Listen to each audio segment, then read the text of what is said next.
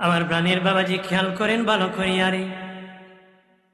আমার দয়াল নবীজি একটা শিশি নিয়ে নবীজির বিবি উম্মে সালমা রাদিয়াল্লাহু তাআলা আনহার হাতে দিলেন, দিয়া বলেন, উম্মে সালমারি, এটা তোমার হাতে দিয়ে রাখলাম।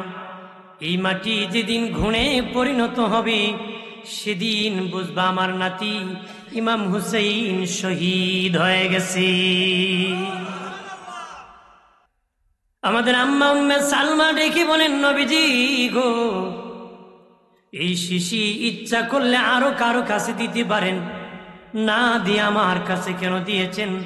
তাহলে বোঝা যায় আমার ভাই হুসেনের সাথে আমি যাব কারবালায়। নবী বলেন, হ্যাঁ সত্যি তুমি উম্মে সালমা, আমার ভাইয়ের সাথে সেদিন কারবালায় তুমি যাইবা। শুধু তুমি না, আমার বিবি জয়নব বিনতে জাহাজ ও তোমার সাথে কারবালায় ইমাম হুসেন আমার নাতির সাথে থাকবে। আল্লাহু আকবার বলে। ভাইরা আমার খেয়াল করেন ভালো করে, দয়াল নবী নাম রাখছেন হাসান হুসাইন। নাম রাখছেন কি? এই দুটি নাম জান্নাতি নাম, এই দুটি নাম জান্নাতি নাম। নবীজি তাদের গালে চুমু খেতেন, চুমু। পৃথিবীর মানুষ ভালোবাসা জানতো না, গালে চুমু দিলে দে ভালোবাসা হয়। নবী ইমাম হাসান হুসেনকে গাল মুবারকে চুমুকে পৃথিবীর মানুষকে ভালোবাসা শিখাইছে। আমার প্রাণের দুস্থ বুজুর্গরা খেয়াল করেন ভালো করিয়া বাবাজি, তারা দুইজনকে নবী অনেক ভালোবাসতেন গো। কেমন ভালোবাসতেন নবীজি? একদিন ডেকে বলে, নানা ঘোড়া কিনে দিবানি? বাবাজি কোন নানা? না চায় না নাতিরে কি কিনে দিবি? দাদা চায় নাতিরে কিনে দিবি? নানা চা নাতিরে কিনে দিবি? নবী চায়, নবীর সম্বল নাই, কিভাবে দিবে গো, কিভাবে দিবি? একদিন দুই নাতি আসিয়া তাদের মায়ের কাছে কয়, মা আমাদের নানা কই গো? মা ডেকে বলে, মা ফাতেমা তু জোহরা ডেকে বলে, বাবা তোদের নানা মসজিদ নববীতে নামাজ পড়তেছে। নানা কই? মা কই, তোর নানা আছে মসজিদ নববীতে। আমার প্রাণের বাবা দিনারে, দুই ভাই মসজিদ নববীতে যাইয়া দেখে দয়াল নবী সিজদায় পড়ে আছেন। এক ভাই আরেক ভাইকে ডেকে বলে, বাইরে নানাকে বলেছিলাম ঘোড়া দৌড়াবো, নানা দেখি ঘোড়ার মতন পিঠ পেটে বসে আছে। বড় ভাই হাসান উঠে বসে গেছি, ছোট ভাইকে ডাকে, ভাই উঠো। নবীর বাব্বি চুল মোবারক ছিল রে। এক ভাই নবীর কান মোবারকে ধরেছে, কয় লাগাম ধরেছি, উঠের ঘোড়ার লাগাম ধরেছি। আরেক ভাই বলে, চুলে ধর নবীর বাব্বি চুল মোবারকে। দুই ভাই চুল, একজনে চুলে আরেকজন কানে ধরে বসে আছে। অনেকক্ষণ নামে না। আল্লাহ নবী ছিলেন তাদেরকে পিঠ মোবারক থেকে নামায় দিবেন, পিঠ মোবারক থেকে নামায় দিবেন, ডান হাত মোবারক কানাই ভাবে উঠেইতেছেন। জিবরিল আমিন আসিয়া বলেন, ওগো দয়াল নবীজি, আল্লাহ বলে দিয়েছেন হাত উঠাইতে নিষেধ করেছেন। আমার আল্লাহর কাছে ভালো লাগতেছে তারা আপনার পিঠে বসে আছে। যতক্ষণ তারা দুজন আপনার পিঠ মুবারক থেকে নামবে না গো নবীজি, ততক্ষণ আপনি আপনার পিঠ মুবারক থেকে তাদেরকে নামায় দিবেন না। আল্লাহু আকবার বলে। ততক্ষণ নামায় দিবেন। নবীজি অনেকক্ষণ সময় পিঠের মধ্যে দুই ভাইকে ধরে রাখলেন। বাবাজি দুই ভাই নামছে, ডাকে, নানা উঠেন গো। নবী সিজদার থেকে উঠেন না, কানের কাছে যায়, কয়, নানা রাগ করছো নাকি, গুসা করছো নাকি? উঠেন নানা, আম্মা রুটি বানাইছে, আমরা যায়া খাই। দয়াল নবী সিজদার থেকে উঠলেন, সালাম ফিরালেন।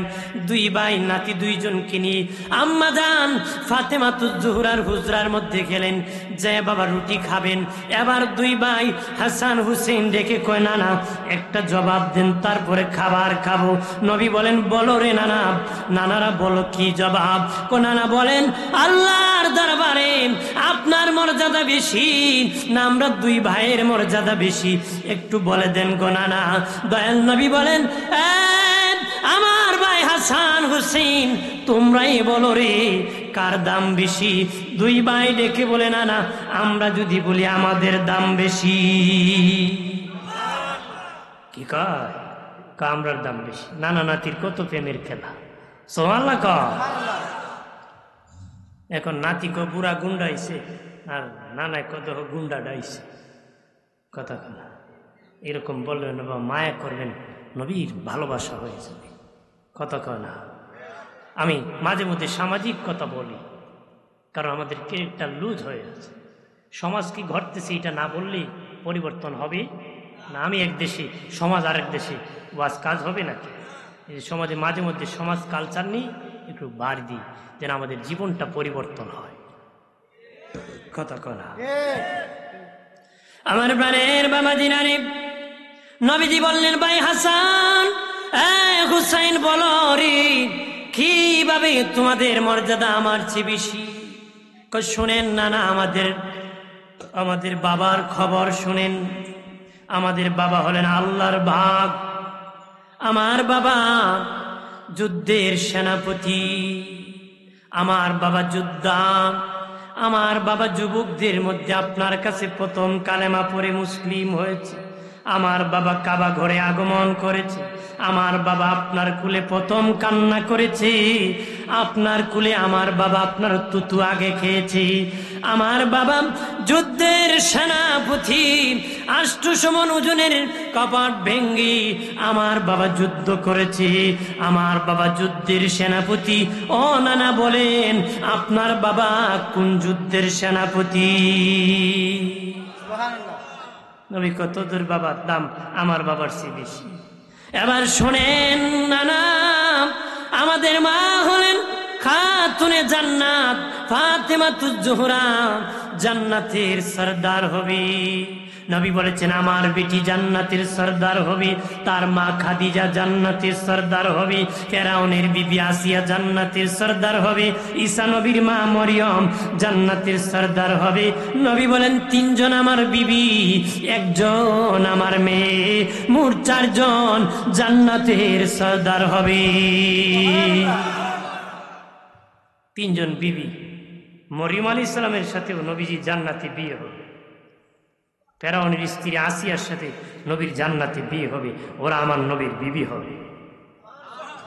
আম্মা জান খাদিজাতুল কুবরা যেদিন ইন্তেকাল করবেন, বাবাজি নবীজির ওরাত মুবারকে মাথা রেখে উনি কান্না করতেছেন। বলেন, খাদিজা কাঁদো কেন রে? খাদিজাতুল কুবরা বলে, নবীজি আমি তো আপনাকে পাহারা দিতাম, কে আপনাকে পাহারা দিবি? আম্মা জান ফাতেমা ডেকে বলে, মা আমি আপনার পরে আমার বাবার পাহারাদার হয়ে যাব। এরপরে মা খাদিজা মুস্কি মুস্কি হাসে। লম্বা ঘটনা। নবী বলতেছে, খাদিজা রে, তোমাকে যখন কবরে রাখা হবে, খাদিজা আমার 2 জন বিবির সাথে তোমার দেখা হয়ে যাবে। দেখা হলে আমি রাসূলুল্লাহর সালাম কানি তুমি দিয়ে দিও। আম্মা জান খাদিজা কো, নবী আমিও তো আপনার প্রথম বিবি, আবার আমার আগে কোন 2 জন বিবি? নবী কয়, ফেরাউনের বিবি আসিয়া আমার বিবি, ঈসা নবীর মা মরিয়ম আমার বিবি। আমার ওই 2 বিবির সাথে কবরে তোমাকে জিন্দা করলে সাক্ষাৎ হয়ে যাবে। আল্লাহু আকবার বলেন না। হাসান হুসেন ডেকে বলে, ও নানা, আমাদের মা হলেন জান্নাতের সরদার। নানা বলেন, গো আপনার মা কোন জান্নাতের সরদার? নবী বলেন, না না নাতিরা, তোদের মার দাম আমার মায়ের চেয়ে বেশি। এবার শোনেন নানা, আপনি যখন কালেমার দাওয়াত দিতেন, আমার নানি খাদিজাতুল কুবরা যত ধন সম্পদ ছিল আপনাকে দান করে দিয়েছিলেন রে। নবীজি খাদিজাতুল কুবরার ইন্তিকালের পরে যে সময় স্মরণ হতো, বিনয় বিনয় নবী কাঁদতেন। আম্মা জান আয়েশা বলেন, আমরা রাগ করতাম, গুসা করতাম। নবী বলতেন, খবরদার আয়েশা, আমার খাদিজার কথা শুনে তুমি গুসা করিও না, রাগ করিও না। তোমরা আমার সুখের দিনের বিবি, আমার খাদিজা আমার দুঃখের দিনের বিবি। আয়েশা আমার খাদিজা যদি না হইতো রে, আমার ফাতেমা হতো না, ফাতেমা না হলে হাসান হুসেইন হতো না, হাসান হুসাইন না হলে শহীদে কারবালা হতো না, শহীদে কারবালা না হলে আমার গুনাহগার উম্মতের নাজাত হতো না রে। ওরে আয়েশা, আমার খাদিজার ধন সম্পদ যদি আমি রাসূলকে না দান করতো, আমি নবী কালেমার দাওয়াত দিতে পারতাম না। আম্মাজান আয়েশা বলেন, এরপর থেকে শুনলে আমরা আর গুসা করতাম না। আম্মাজান খাদিজার কথা যখন শুনতেন, উনি বলেন খাদিজাতুল কুবরার কথা যখন শুনতাম তখন আমরাও কান্না করতাম। হযরত ইমাম হাসান হুসাইন ডেকে বলে, নানা গারে হেরাত থেকে যখন আপনি কালেমার দাওয়াত নিয়ে এসেছিলেন, সর্বপ্রথম আমার নানি খাদিজা মুসলমান হয়েছিলেন, গ্রহণ করেছিলেন। আমার নানি প্রথম মুসলমান। নানা বলেন আপনার নানি কত নম্বর মুসলমান? আমার নানি প্রথম মুসলমান, আপনার নানি কত নম্বর মুসলমান? দয়াল নবী ডেকে বলেন, হাসান হুসাইন, হ্যাঁ তোদের নানা নানির দাম বেশি, নানির দাম বেশি। এবার দুই ভাই ডেকে বলে, নানা আমাদের নানার পরিচয় জানেননি? আমাদের নানা হলেন রাহমাতাল লিল আলামিন, শফিউল মুজনবিন, ইমামুল মুরসালিন, যিনি সমস্ত নবীদের নবী, নবী কুল সরদার, রসুল কুল সরদার, নবী কুল ঈমান, রসুল কুল ঈমান। আমার নানা শেষ নবী। ও নানা আপনি জবাব দেন, আপনার নানা কোন নবী? কারে কয়? নানারে কয়। আমার নানা শেষ নবী, আপনার নানা কোন নবী? নবী করে, ভাই তোর নানারও অনেক দাম, তোর নানিরও অনেক দাম, তোর মায়েরও অনেক দাম, তোর বাবারও অনেক দাম, এই জন্য তোর দাম আমার চেয়ে বেশি। বলো তো ওদের দাম নবীর কারণে, কথা বলেন না, ওনাদের দাম কার কারণে? কিন্তু এটা হলো নানা নাতির প্রেমের আলোচনা, নানা নাতির ভালোবাসার আলোচনা। আল্লাহু আকবার বলেন না, আরো জোরে বলি। এবার দুই ভাই ডেকে বলে, নানা আমাদের দুজনের বিচার করে দেন। কি কয়? ওগো নানা, এবার বলেন ছোট ভাই হুসেনের দাম বেশি না আমার দাম বেশি? আমরা দুজনের মধ্যে আল্লাহর দরবারে কার সম্মান বেশি? নবী বলেন, তোমরা দুজন আমাকে কালেমা পড়ে শোনাও। দুজন কালেমা পড়ে শুনাইছি। নবী বলতেছেন, কসম খেয়ে বলি না তিরা, হাসান যখন পড়ছি, হুসাইন যখন পড়েছি, হুসাইন যখন পড়েছে মনে হয় হাসান পড়েছি, হাসান যখন পড়েছে হুসাইন পড়েছি, দুজনের মধুর কণ্ঠে একই রকম কালেমা আমি নাম্বার দিতে পারি নাই, অনুভব করতে পারি নাই। নবীজি ডেকে বললেন, রে আমার ভাই হাসান হুসেন, দুই ভাই কালেমা লেখে দেখাও। দুই ভাই কালেমা লেখে দেখেছি। দুই ভাই কালেমা নিয়ে নবী বললেন, কসম খেয়ে বলি, আমার নাতিরাম হাসানের লেখার দিকে তাকাইলে মনে হয় হুসাইন লিখেছি, হুসাইনের লেখার দিকে তাকাইলে মনে হয় হাসান লেখছি। আমি অনুমান করতে পারি নাই, অনুভব করতে পারতেছি না, নাম্বার দিতে পারতেছি না। দুই ভাই মেহেরবানি করে কোনা না বলেন না গো তাড়াতাড়ি, কার দাম বেশি? জিবরিল আসিয়া স্কেল নিয়ে নবীর কাছে হাজির। কয় নবী এইভাবে হবে না, দুই ভাইকে দাঁড় করে দেন, যে বেশি লম্বা হবে তার সম্মান বেশি হবে। নবী ভাবছেন হাসান হলো হুসাইনের তুলনায় 11 মাসের বড়। 11 মাসের কি? তাহলে বড় ভাই তো একটু বড় হবে, বড় ভাই তো একটু। দুই ভাই যখন দাঁড়াইছে অনুমান করা যায় না রে, কে বড় কে ছোট। জিবরিল আমিন বলে, নবীজি গো আল্লাহ স্কেল দিয়েছেন, মাপ দেন। স্কেল দিয়ে মাপ দেওয়া হলো। জিবরিল বলে, নবী দুনু ভাই সমান, দুনু ভাই সমান, লম্বা সমান। আমার আল্লাহ বলে দিয়েছেন দুনু ভাই সম্মান আল্লাহর দরবারে সমান। সুবহানাল্লাহ বলে। নবীজি বলেন, তোমরা আমাকে ভালোবাসো আল্লাহর জন্য রে। ওরে আমার উম্মতেরা, তোমরা আমাকে ভালোবাসো আল্লাহর জন্য, আর আমার আহলে বায়াতকে ভালোবাসবা আমি রসুলের জন্য। আমার আহলে বায়াতকে ভালোবাসবা, আমি রসুলের জন্য। দয়াল নবী বলেন ও মালিক, আমি আমার আহলে বায়াতকে ভালোবাসি, তুমিও আমার আহলে বায়াতকে ভালোবাসো। আল্লাহ গো, আমি আমার আহলে বায়াতকে ভালোবাসি, আল্লাহ তুমিও আমার আহলে বায়াতকে ভালোবাসো। আমার আহলে বায়াতকে যারা ভালোবাসবি আল্লাহ গো, তুমিও তাদেরকে ভালোবাসো।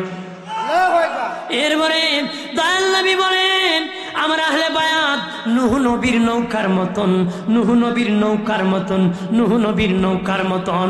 আহলে বায়াত নবী বলেন নূহ নবীর নৌকায় যারা উঠেছিল প্রাণে বেঁচে গিয়েছিল, আমার আহলে বায়াতের নৌকায় যারা উঠবি কিয়ামতের দিন তারা প্রাণে বেঁচে আমার আল্লাহর জান্নাতের মেহমান হয়ে যাবে।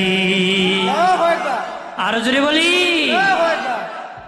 আমার বানের বাবাজি, দয়াল নবী যেদিন বিদায় হয়ে গিয়েছিলেন, বিদায় হয়ে যাবেন, মালাকুল মউত এসেছি, দুজন ব্যক্তি বেশি কান্না করেছিলেন, একজন পুরুষ আর একজন মহিলা। পুরুষের মধ্যে হযরত বেলাল হাবশী বেশি কান্না করেছিলেন, মহিলাদের মধ্যে আম্মা জান ফাতেমাতুজ জোহরা বেশি কান্না করেছিলেন। দয়াল নবী মা ফাতেমার কানে কানে কি জানি বলেছেন, উনি কান্না বন্ধ করে দিয়েছে। আম্মা জান আয়েশা বলেন ফাতেমা, দয়াল নবীর কান্না করেছো নবীর জন্য, কিন্তু নবী কানাকানি বলার পরে তুমি কান্না বন্ধ করলা কেন? আম্মা জান ফাতেমা বলেন আমার বাবা বলেছে মা কাঁদিস না, তুই কাঁদলে আমার কষ্ট লাগে রে। আমার বিদায়ের পরে সর্বপ্রথম তুই মায়ের সাথে আমি বাবার দেখা হবে, আমার দেখা হয়ে যাবে, আমার কান্নার বিষয় না, আমার বাবা আমাকে সাক্ষাৎ দিবে। আমার প্রাণের বাবাজি, দয়াল নবীকে আম্মা জান আয়েশার হুজরায় রাখা হয়। তারা দুই ভাই নবীজি রোজায় যায় উঠে বসে থাকতো, উপরে উঠে শুয়ে থাকতো, নবীজি রোজার উপর শুয়ে থাকতো, তারা উপর থেকে কথা বলতো, নবী রোজার থেকে জবাব দিতে, নবীজি রোজার থেকে কথা বলতেন, তারা উপর থেকে জবাব দিত।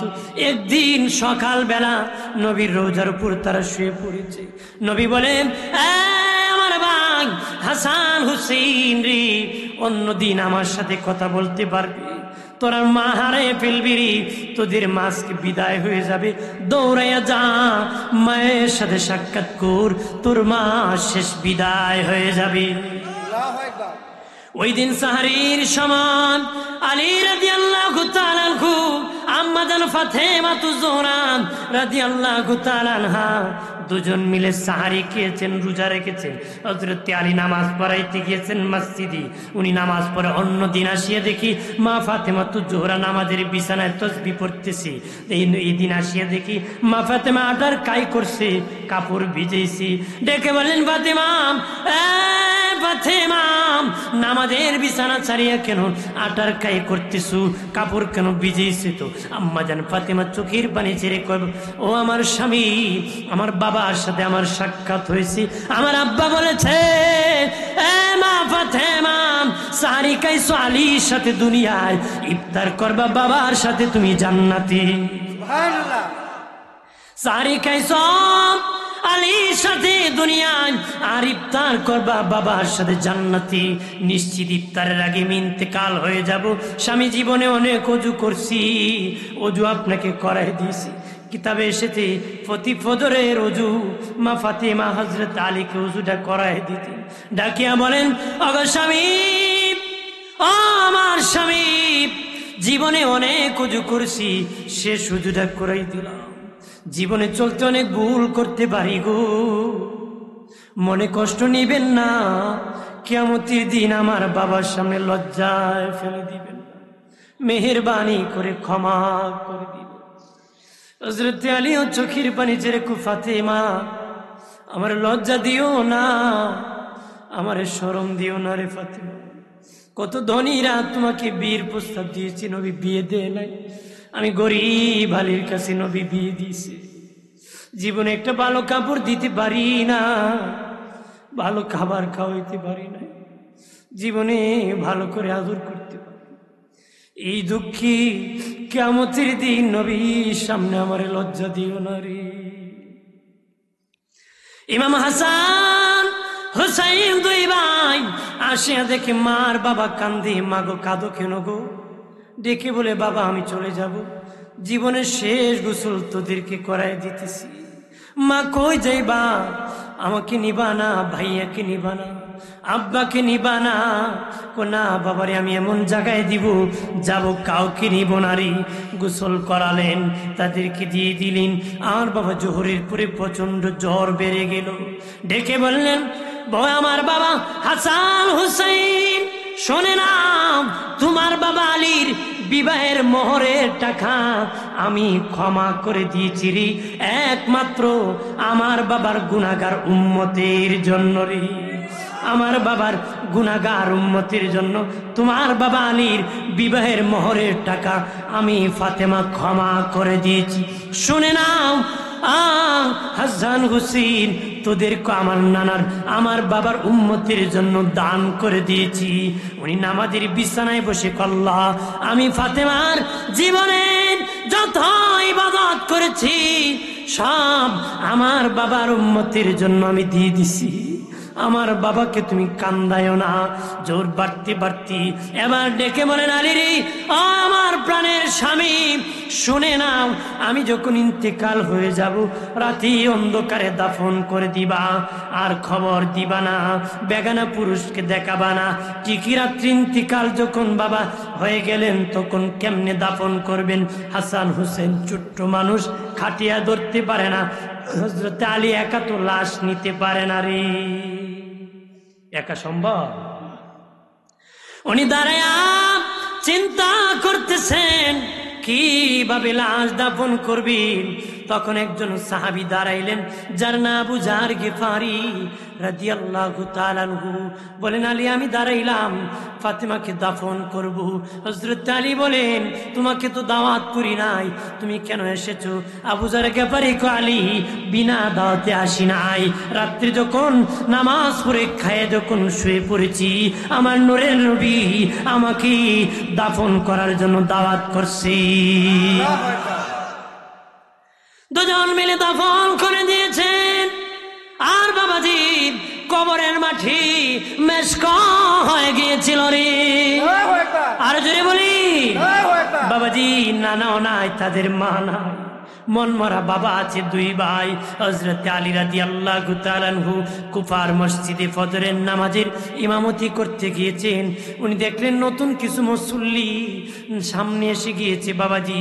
তারা যখন উনি প্রথম রাকাত পড়ালেন, দ্বিতীয় রাকাতের সিজদায় যখন গেলেন, নামাজের মধ্যে অতর্কিত আঘাত শুরু হয়ে গেল। নামাজের মধ্যে বাবাজি চাকু দিয়া আঘাত করা শুরু করলো রে। আঘাত করতে করতে একটা আঘাত কান বরাবর মাথায় লেগে গেছে, ছিদ্রি হয়ে গেছে, রক্ত গড়িয়া গড়িয়া সাদা দাড়ি লাল হতেছে। হযরত আলী কি নবী বলেছিলেন, আলী রে, যতদিন পর্যন্ত তোমার সাদা দাড়ি রক্তে লাল হবে না, ততদিন তুমি ইন্তেকাল করবে না রে। ওরে আলী, যতদিন পর্যন্ত তোমার সাদা দাড়ি রক্তে লাল হবে না রে, ততদিন তুমি ইন্তেকাল করবা না। সেদিন উনার রক্তে সাদা দাড়ি লাল হয়ে গিয়েছিল বাবাজি। 81টা আঘাতের পরে উনি মসজিদ কুফার মধ্যে শহীদ হয়েছিলেন। ওনাকে কে শহীদ করেছিল? আব্দুর রহমান মঞ্জিল খারেজি কিতাবের মধ্যে লিখেছি, তার লম্বা দাড়ি ছিল বাবাজি, মাথায় বড় পাগড়ি থাকতো, লম্বা জুব্বা থাকতো, উপরে আবা পরিধান থাকতো, কোমরের মধ্যে প্রতিদিন 2টা চাকু রাখতো রে। আর আলী রাদিয়াল্লাহু তাআলা আনহুর পিছে নামাজ পড়তো আর চাকু রাখতো, যদি সুযোগ পাই আলীকে হত্যা করে দিব। নাউজুবিল্লাহ। কেমন মুসল্লি, চাকু রাখতো যে আলীর ইমামকে খলিফাকে হত্যা। ঠিক প্রাণের বাবাজি ওই আব্দুর রহমান মঞ্জিল খারিজি হযরত আলী রাদিয়াল্লাহু তাআলা আনহুকে শহীদ করার পরে 3 দিন তাকে জেলখানায় বন্দী করা হয়েছিল। 3 দিন পর্যন্ত জেলখানায় বন্দী রাখা হয়েছিল রে। বাবাজি 3 দিন পরে ইমাম হাসান হুসেন এসেছেন বিচার করবে। প্রথম তার একটা পা কাটা হলো। পা যেই কাটা হলো সে আল্লাহ আল্লাহ আল্লাহ এইরকম ভাবে চিৎকার করতেছে, আল্লাহর নাম নিতেছে। তারা কয় তুই কোন আল্লাহর জিকির করস? খলিফাকে শহীদ করেছ নামাজের মধ্যে। সে আল্লাহ আল্লাহ আওয়াজ করতেছি, হাত কেটে দিয়েছে, আবার জোরে জোরে আল্লাহ আল্লাহ বলতেছি। দুটো চোখ খুলে ফেলেছে ওই আব্দুর রহমান মনজিন খারেজি। আবার আল্লাহ আল্লাহর আওয়াজ আরো বেশি করে করতেছি। কিতাবে এসেছে রাত্রে যখন সে ঘুমাইতো তখন তার জিহ্বা আল্লাহ আল্লাহ করতো রে। কিন্তু দুশ্মনের রাসূল, গুস্তাখের রাসূল বাবাজি আহলে বায়াতের সাথে তার দুশ্মনী ছিল রে। প্রাণের বাবাজি, তখন সাহাবীরা বললেন তুমি ইসলামের একজন খলিফাকে শহীদ করেছো, আবার কোন আল্লাহকে তুমি ডাকতেছো?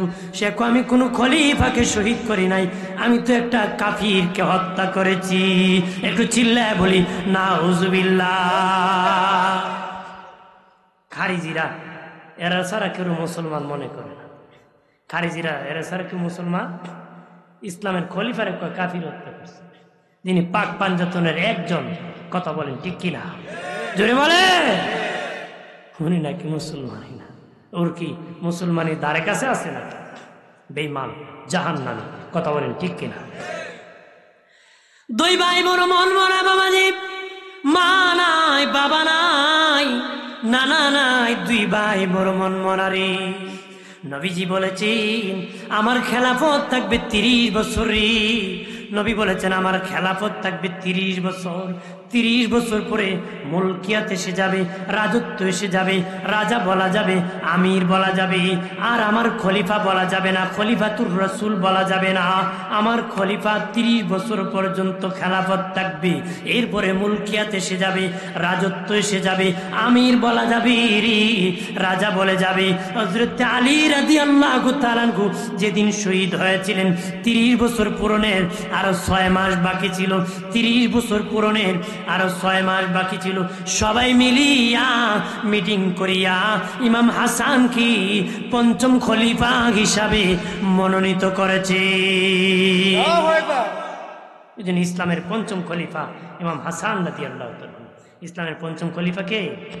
ইমাম হাসান। 6 মাস যখন চলে গেল রে, মুলকিয়াত এসে গেল রে, রাজত্ব এসে গেল, রাজা বলা যাবে, আমির বলা যাবে, খলিফা বলা যাবে না। কেউ বলল আলীর পরে মুআবিয়া যোগ্য, কেউ বললেন না হাসানি যোগ্য, হাসানি গদির মধ্যে থাকবে। দুই পক্ষ দ্বন্দ্ব বেজে গেল। নবী বলেছেন আমার বেটা হাসানের দ্বারা, আমার বেটা হাসানের দ্বারা আমার 2 টুকরা উম্মত একত্র হবে।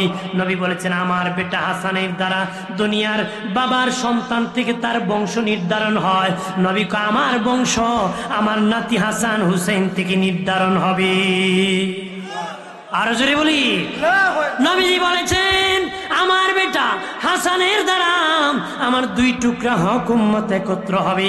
ইমাম হাসান দেখলেন 2টা টুকরা হয়ে গেছে। উনি মুআবিয়া রাদিয়াল্লাহু তাআলা আনহুকে ডাকিয়া বললেন শুনে নাও, আমি চাই না রাজত্ব আপনাকে দিয়ে দিব, কয়েকটা চুক্তির বিনিময়। এর মধ্যে কয়েকটার মধ্যে একটা হলো আমার বাবা আলীর সাথে আপনার একটা যুদ্ধ হয়েছিল।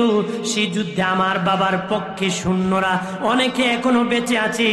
আপনি ক্ষমতায় গেলে তাদের বিপক্ষে অ্যাকশন নিতে পারবা না। উনি বলেন ঠিক আছে অ্যাকশন নিব না। এরপরে বললেন তোমার ইন্তিকালের পরে আমি হাসান গদির মালিক। ও ঠিক আছে সই করলাম। আমি হাসান না থাকলে আপনার ইন্তিকালের পরে আমার ভাই হুসাইন গদির মালিক। আল্লাহু আকবার বলেন না।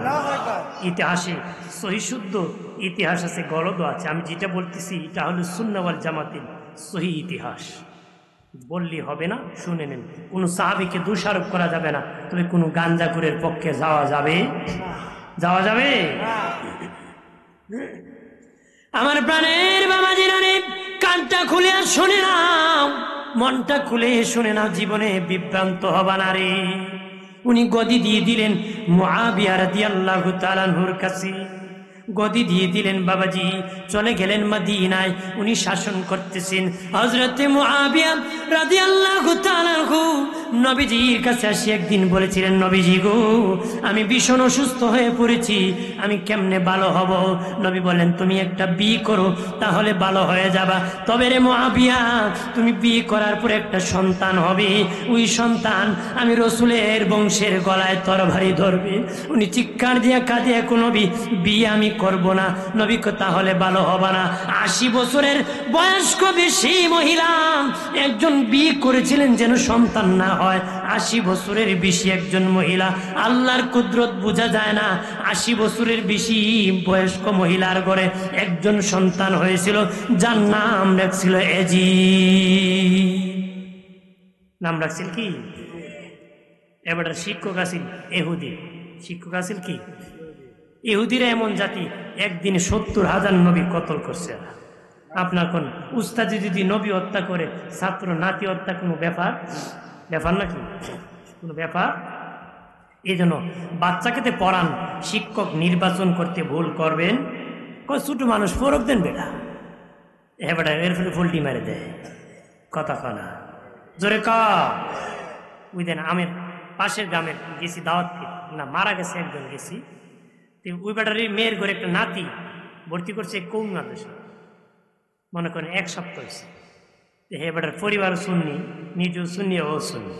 1 সপ্তাহ পরে যখন এর আত্মীয় মারা গেছে, জানা যাইছে, এর নানা রেখো, নানা তুমি ওয়াবি না শুনি?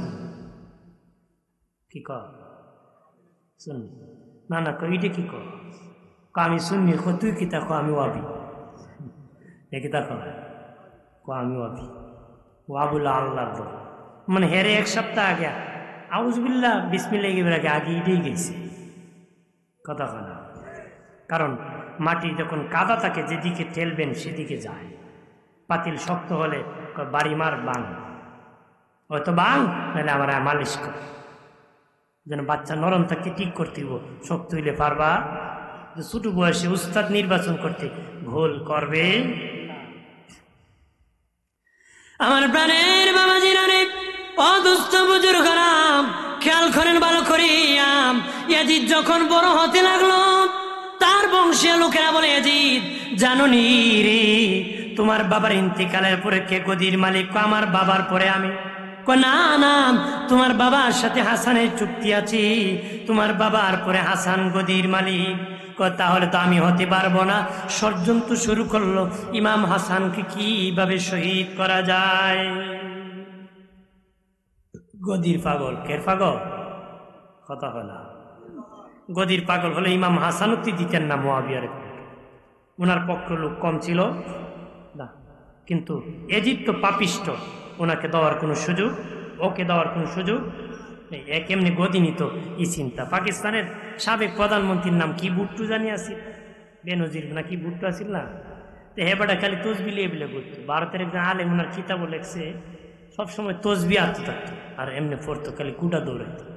কয় বেটা যে একজন জিজ্ঞেস করছে, বাদশা আপনি কি তসবি পড়েন? আমি আয়াতুল কুরসি পড়ি। কি পড়েন? আয়াতুল কুরসি। আয়াতুল কুরসি তো অনেক লম্বা, আপনি গুটি ভেজান মারেন কেন? আমি তো সব পড়ি না, আমি পড়ি কুরসি কুরসি কুরসি কুরসি, গদি গদি গদি। কথা খানা যেন গদির লোক মারাত্মক লোক। কথা খানা জোরে ক। এই জন্য আম খায়ো জাম খায়ো, তেঁতুই খায়ো না। তেঁতুই খাইলে অসুখ হবে রে, ডাক্তার পাইবা না রে। বেশি খায়ো না ভাই সাহেব, পথ পাইবা না। কথা খানা যতটুকু সীমানার ভিতরে তাকে ভালো। কথা খানা আমার প্রাণের বাবাজি খেয়াল করেন ভালো করে। ইয়াজিদ চক্রান্ত শুরু করলাম ইমাম হাসানকে কিভাবে শহীদ করা যায়। বাবাজি এক বেঈমান মারওয়ান নামক বেঈমানকে ভাড়া করছে। হে বাবাজি, মদিনার এক দাসীরে ভাড়া করছে, বান্দিরে। ওই দাসী কি করছে, ইমাম হাসানের ছোট্ট বিবির ঘরের সাথে সম্পর্ক লাগাইছি। ইমাম হাসান রাদিয়াল্লাহু তাআলা আনহুর দুজন বিবি ছিলেন, বড় বিবি ছোট বিবির বয়স কম ছিল, বুঝ কম ছিল। ওই দাসী ওই ঘরের সাথে সম্পর্ক লাগালো। ইমাম হাসানকে কিভাবে বিষ খাওয়ানো যায় ওই দাসীর মাধ্যমে বাবাজি প্রথম দিন বিষ দেওয়া হলো। প্রথম দিন বিষ খেয়ে ফেলছেন, পানি মনে করে খেয়েছেন। আল্লাহর নবী রোজায় গিয়েছেন, নবী হাত বুলিয়ে দিয়েছে, ইমাম হাসান ভালো হয়ে গেছে। দ্বিতীয় দিন আবার খেয়েছেন, আবার নবী রোজায় গিয়েছে, ভালো হয়ে গেছে। তৃতীয় দিন কাজ গুঁড়া করে বাবা ফিনিশিং করে একদম বিষ মিশ্রিত দিয়েছি। উনি যখন খেয়েছেন বাবাজি রক্ত বমি শুরু হয়ে গেছে, রক্ত বমি। ছেলে কাসেমকে ডেকে বলেন, বাবা কাসেম, আমার ভাই হুসেন কই? তাড়াতাড়ি ডাক দাও, আমি মনে হয় বাঁচবো না। ইমাম কাসেম যায় দেখি নবীজির রোজা, ইমাম হাসাইন কাঁদতেছি। চাচ্চু, আমার আব্বার অবস্থা ভালো না, তাড়াতাড়ি চলেন। ইমাম হুসেন আসিয়ে দেখি ইমাম হাসান কান্না করতেছে। বাইরে দুই ভাই জোরের কবুতরের মতন ছিলাম, আজকে আমি বিদায় হয়ে যাইতেছি রে ভাই। ভাই হুসাইন, শত্রুর অভাব নাই, দুশ্মনের অভাব নাই, সাবধানে চলতে হবে রে ভাই। ও ভাই, আমার মেয়ে, তোমার মেয়ে সকিনা যেদিন বড় হবে, আমার বেটা কাসেম যেদিন বড় হবে, তোমার মেয়ে সকিনাকে আমার কাসেমের কাছে বিয়ে দিও, আমার কাসেম রে তুমি জামাই বানাই। ও ভাই রে, এমন দারুণ বিষ ভাই খাওয়াইলো আমারে, বিষের চুটেতে বাইরে চিরে যায় কলিজা। ও ভাই হুসেন রে, ডাকিতেছি নানাজি আমার। ও ভাই রে, আল্লাহ যেদিন নানার পাপী উম্মত দিবেন দুজকেতে, তখন মাফ করাবো গুনাহ তাদের মুদের শহীদের বরকতে। ও ভাই হুসেন রে, ডাকিতেছে নানাজি আমার। ও ভাই রে, শেষ সালাম দিয়া আমি বিদায় হয়ে যা, ওই সালামের জবাব যেন বাইরে, ওই সালামের জবাব যেন বাইরে কাল হাসরের দিন পাই। ও ভাই হুসেন রে, ডাকিতেছে নানাজি আমার। এই বলতে বলতে ইমাম হাসান শহীদ হয়ে যান মদিনায় জান্নাতুল বাকিতে। মা ফাতেমার পাশে ওনাকে রওজা মুবারক করা হয়। ইমাম হুসেন পুরো মন মরা। এইদিকে হযরতে মুআবিয়া রাদিয়াল্লাহু তাআলা আনহু অসুস্থ হয়ে বিছানায় পড়ে গেছেন বাবাজি। তখন উনি চিঠি লিখছেন মদিনায় ইমাম হুসেনের কাছে, হুসাইন, তোমার ভাই হাসানের সাথে আমার চুক্তি ছিল, আমার পরে তোমার ভাই গদির মালিক, কিন্তু তোমার ভাই নাই, চুক্তি ছিল, না থাকলে তুমি হুসাইন মালিক। এবার আসো তাড়াতাড়ি করে, তোমাকে গদি আমি বুঝিয়ে দিব। আমি অসুস্থ হয়ে পড়েছি। যে লোকের কাছে চিঠিখানা হযরত মুআবিয়া রাদিয়াল্লাহু তাআলা আনহু দিয়েছিলেন, ওই লোকটাকে এজিদ বাবা ধমকি দিয়েছি, তার কাছ থেকে চিঠি নিয়ে গেছে মদিনায়। চিঠি পৌঁছতে দেয় নাই বাবাজি। তার বাবা কি বাবা ইন্তিকাল হয়ে গেছেন, মদিনায় খবর দেয় নাই, গোপনে দাফন করে দিয়েছি, গোপনে দাফন করে দিয়েছি। রাষ্ট্রে বলেছি, আমার বাবা বলেছেন দেশ চালাও, ক্ষমতা হাতে নিয়ে কয় আমার বাবা আমাকে খেলাফত দিয়েছি, আমি দেশ চালাইতেছি। নাউজুবিল্লাহ বলেন না, জোরে বলি। আজও সৌদিতে চাচারে বাতিজা বন্দি করে ক্ষমতা নেয়, বাপরে বন্দি করে ছেলে নেয়। কথা কোন ঠিক কিনা?